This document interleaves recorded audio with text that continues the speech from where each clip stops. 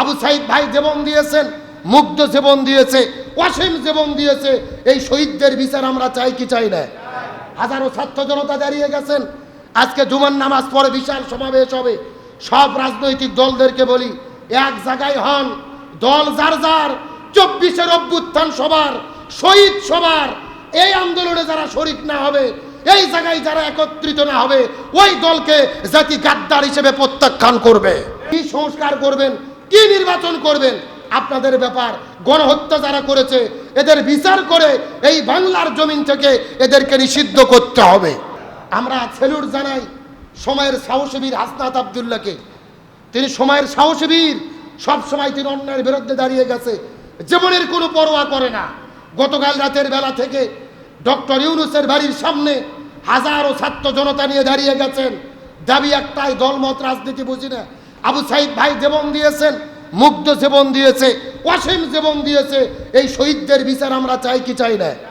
হাজারো ছাত্র জনতা দাঁড়িয়ে গেছেন। আজকে জুমার নামাজ পড়ে বিশাল সমাবেশ হবে। সব রাজনৈতিক দলদেরকে বলি, এক জায়গায় হন, দল যার যার, 24-এর অভ্যুত্থান সবার, শহীদ সবার।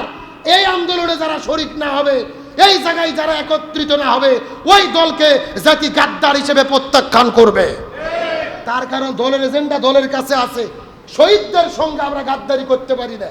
কত শহীদের রক্ত, হাজার হাজার আহত ভাইরা হসপিটালে কাতরাচ্ছে। আবু সাইদের বাবা মায়ের কান্না, মুগ্ধর বাবা মার কান্না, অসিফের বাবা মার কান্না। এই যে 1800 ছাত্র জনতা জীবন দিল, এদের বিচার হওয়ার দরকার আছে না নাই? আমরা পরিষ্কার করে বলি, কি সংস্কার করবেন, কি নির্বাচন করবেন, আপনাদের ব্যাপার। গণহত্যা যারা করেছে এদের বিচার করে এই বাংলার জমিন থেকে এদেরকে নিষিদ্ধ করতে হবে। আমরা দেখেছিলাম স্বৈরাচার পালানোর আগে 1 তারিখে বাংলাদেশ জামাত ইসলামকে নিষিদ্ধ করেছিলেন নির্বাহী আদেশে।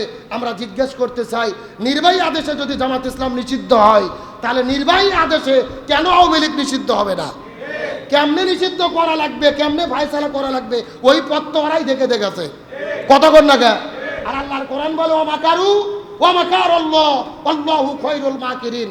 তারাও ষড়যন্ত্র করে, আল্লাহ কৌশল অবলম্বন করে। কার কৌশল বিজয়ী হয়? আর একটা কথা আছে, অন্যের জন্য গর্ত খুললে ওই গর্তে নিজেকেই পড়তে হয়। সুতরাং লক্ষ কোটি জনতা, জুলাইয়ের অভ্যুত্থান কোনো দলের নয়, কেউ মাস্টার মাইন্ড না। তাম বাংলাদেশের মানুষ রাজপথে নেমেছে, সবাই জুলাইয়ের অভ্যুত্থান করেছে। সুতরাং শহীদদের বিচার, গণহত্যার বিচার আর খুনিদের নিষিদ্ধ না হওয়া পর্যন্ত আমাদের একতাবদ্ধ থাকার দরকার আছে না নাই? যারা একতা থাকবে না, মনে করতে হবে এরা ভারতের দালাল, এরা হলো গাদ্দার, জাতির সঙ্গে প্রতারণা করতেছে। এদের ব্যাপারেও জাতিকে সিদ্ধান্ত গ্রহণ করতে হবে। তাহলে আমি বলতেছিলাম, রবের সর্বমোট অর্থ কয়টা? 5টা। 1 নম্বর সৃষ্টিকর্তা, 2 নম্বর পালনকর্তা, 3 নম্বর রিজিক দাতা, 4 নম্বর আইন দাতা। তাহলে চিৎকার করে বলেন, এই জমিনে আইন চলবে কার? আরো জোরে বলেন। আর আল্লাহর জমিন, আল্লাহর আইন কায়েম হওয়া ছাড়া শান্তি আসতে পারে? স্বাধীনতার 54 বছর পার হয়ে গেছে, এক দল এসেছে আর এক দল চলে গেছে। ডক্টর ইউনূসও এসেছে, 100% শান্তি কি আছে? আগের চাইতে কিছুটা ভালো। 100% শান্তি নাই, চাঁদাও বন্ধ নাই, রাজধানী বন্ধ নাই, ধর্ষণও বন্ধ নাই, সব চলতেছে 140 স্পিডে। তার মানে বোঝা গেল, সুদ, ঘুষ, দুর্নীতি, চাঁদাবাজি, ধর্ষণ একমাত্র বন্ধ করতে পারে কার বিধান? আরো জোরে বলেন, কার বিধান? এই জন্য আল্লাহর কোরআন বলতেছে, রবের 4 নম্বর অর্থ হলো, রব অর্থ আইনদাতা, রব অর্থ বিধানদাতা। তাহলে বাংলাদেশে যদি শান্তি কায়েম করতে চাই, কার আইন লাগবে? আর একটু জোরে বলেন না। আল্লাহর আইন ছাড়া এই জমিনে শান্তি আসবে না। সুতরাং আমাদের ঘোষণা করতে হবে, স্বাধীনতার 54 বছরে সব দল দেখা শেষ, আগামীতে সিদ্ধান্ত নিয়ে আমাদের কায়েম করতে হবে আল কোরআনের বাংলাদেশ।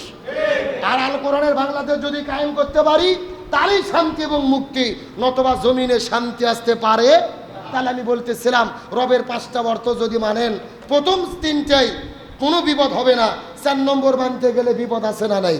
কিন্তু যতই বিপদ বালা মুসিবত হোক না কেন, এই জমিনে কোরআনকে বিজয় করার জন্য, আল্লাহর জমিনে আল্লাহর কোরআন আইন কায়েম করার জন্য আমরা কাজ করতে রাজি আছি না নাই? যদি রাজি থাকেন, কাজ করেন, তাহলে আপনি ইস্তিকামাত থাকতে পারবেন। আর যদি না করেন, ইস্তিকামাত থাকার কোনো সুযোগ।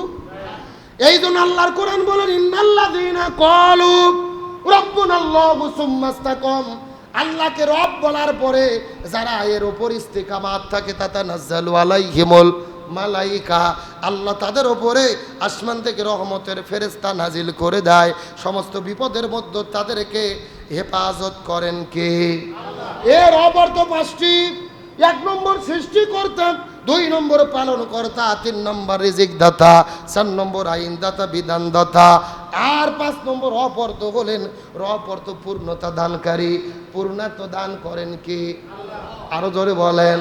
এই যে আপনি বড় হয়েছেন, আপনি ব্যবসা করেন, ব্যবসার মধ্যে সফল হয়েছেন, 10,000 টাকা নিয়ে ব্যবসা শুরু করেছিলেন, আল্লাহ করে আপনাকে 10 লক্ষ টাকার মালিক বানিয়েছে।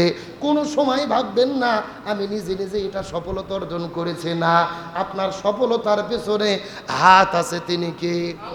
আপনি ক্লাস 1 থেকে পড়াশোনা করেন, এখন পড়াশোনা করতে করতে বিসিএস ক্যাডার হয়েছেন, ডাক্তার হয়েছেন, ইঞ্জিনিয়ার হয়েছেন, অনেকে বা অনেক বড় বড় চাকরিতে যোগদান করেছেন। আপনি পড়াশোনা করার পরে সফলতা কখনোই ভাববেন না নিজে নিজে আপনি সফলতা অর্জন করেছেন। আপনাকে যিনি সফলতা দিয়েছেন তিনি কি? এই জন্য রব অর্থ পূর্ণতা দানকারী। রব পূর্ণতা দান করে। আল্লাহর ইবাদত করলেও আল্লাহ তাআলা দেয়, না করলেও দেয়, আল্লাহর শুকরিয়া করলেও দেয়, আল্লাহ না করলেও দেয়। এই পৃথিবীতে আল্লাহ কত মানুষ সৃষ্টি করেছে। এই বাংলাদেশের ভেতরে মুসলমান আছে, হিন্দু আছে, বৌদ্ধ আছে, খ্রিস্টান আছে। আমরা নামাজ পড়ি, কিন্তু হিন্দুরা নামাজ পড়ে। আমরা আল্লাহকে স্বীকার করি, হিন্দুরা আল্লাহকে স্বীকার করে।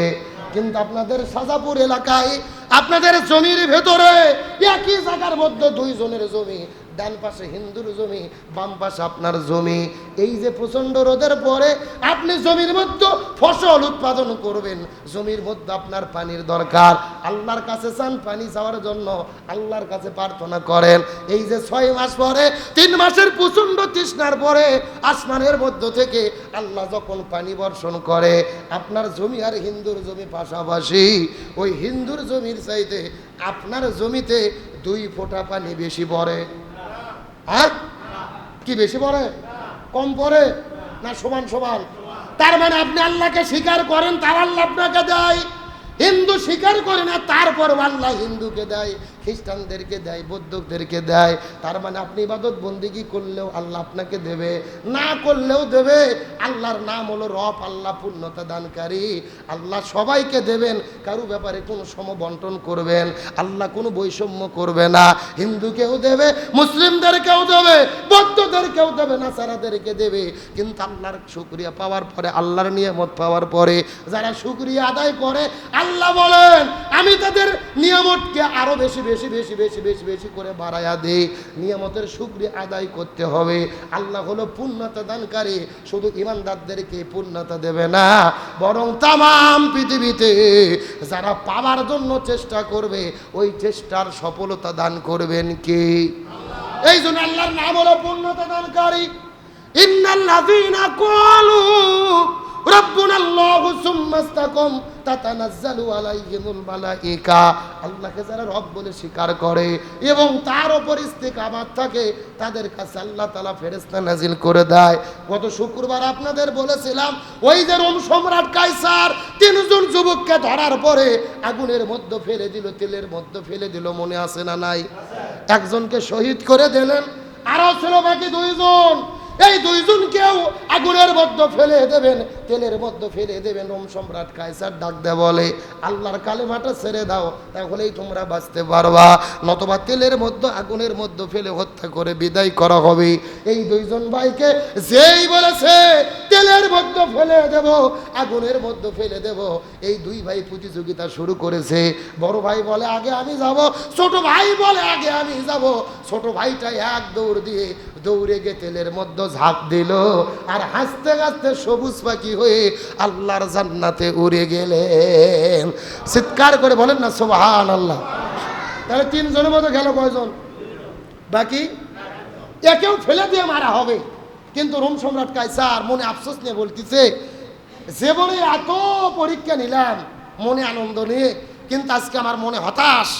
এত চেষ্টা করলাম যুবকদেরকে ঈমান হারা করতে, তখন আপনার খ্রিস্টানদের যারা ধর্মগুরু, ইসলামী যারা ধর্মগুরু এদেরকে কি বলা হয়? আলেম, শায়েক, মুফতি, মুহাদ্দিস, হুজুর, ইমাম।